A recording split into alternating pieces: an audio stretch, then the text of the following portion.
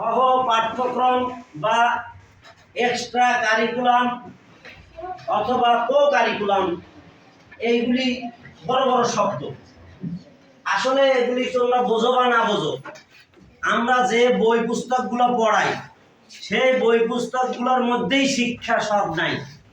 ওখানে ওই বই পুস্তকগুলোকে হজম করতে, বুঝতে, ওইগুলা ধারণ করতে, ওইগুলা অনুধাবন করতে, ওইগুলাকে কার্যক্রমে রূপান্তরিত করতে আরও কিছু কার্যক্রম দরকার। সেইগুলিকে এই কবিতা আবৃত্তি, বিতর্ক অনুষ্ঠান, আমাদের খেলাধুলা, ক্রীড়া অনুষ্ঠান, নাটক, কৌতুক, বক্তৃতা, এইগুলি দরকার আছে। এইগুলি আমাদের সাংস্কৃতিক অনুষ্ঠানে, যেমন হচ্ছে আমাদের স্বাধীনতা দিবস উদযাপন, বিজয় দিবসের অনুষ্ঠান, তারপর শিক্ষক দিবস, ঈদে মিলাদুন্নবী, এই যে আমরা যেগুলি পাঠ্যপুস্তকের বাইরে কিছু কাজ করি, যেই কাজগুলি আমাদের এই শিক্ষায় সহায়ক, তাকে বলে সহপাঠ্যক্রম। তাকে কি বলে? এই সহপাঠ্যক্রম আমাদের খুবই দরকার।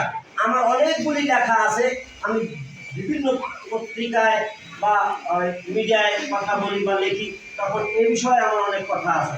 আমার এরকম একটা লেখা প্রায় 15 বছর আগে একটা পত্রিকায় প্রকাশ হয়েছিল। এর একটা স্লাইড এখানে আছে। কি কি আমরা যে অনুষ্ঠানগুলি করি, অনেকে ফি দিতে চায় না, কিছু পাবে না, তাই ওই গিলাস, ওই জগ, ওই পুরস্কার আছে না, ফি দিলে 100 টাকা বা 150 টাকা, এই ব্যাপারে ফি আছে। এই সব আমাদের অনুষ্ঠানে ফি থাকে না, এই ফিগুলি দিতে চায় না, কিছু পাবে না, তাই এই যে বৃত্তি পরীক্ষা দেবে না, ক্রেস্ট পাবে না, তাই অনেকে 25 জনে বৃত্তি দিয়েছে, 10 জনে ক্রেস্ট পাবে, আর কোনো সবাই তো পাবে না। কিন্তু ক্রেস্টের দাম 200 টাকা, 250 টাকা। কিন্তু সবচাইতে স্কুল থেকে কোনো এই চাউলের বস্তা, আটার বস্তা, ক্রেস্টের বস্তা, গ্লাসের বস্তা, ভাত খাওয়ার প্লেট, এগুলো দেওয়া হয় না।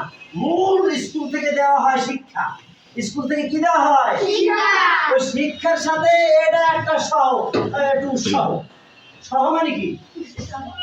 শিক্ষার সাথে আর একটু উৎসাহ। তার মানে হ্যাঁ বাবা তুমি পারবা। এই যে একজনের একটু ঘাড়ের উপরে শিক্ষক একটা হাত দিয়ে বললো, হ্যাঁ বাবা পারবা পারবা, মাথায় একটা হাত দিল। এই মাথায় হাত দেওয়াটা হচ্ছে একটা উৎসব। এইটা একটা ক্রেস্ট, এটা তেমন দাম নাই, এটা একটা কাঠ আর নাইলে প্লাস্টিক, তাই না? আর কিছু এখানে। কিন্তু আসল জিনিসটা হলো শিক্ষা। তোমরা শিক্ষা যদি পাও তাহলে সবই পাইয়ে গেছে, এইটা বিষয় না।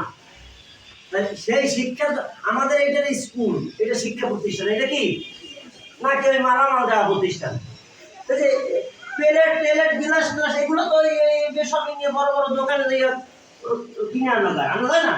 কিন্তু শিক্ষা কি কিনে আনা যায়? তাই তোমরা এই যে কবিতা আবৃত্তি শিখবা, এই যে উচ্চারণ শিখবা, কথা বলা শিখবা, এই ভয় মনে ওখানে যাই করতে পারবো না, ভয়টা কাটানো শিখবা।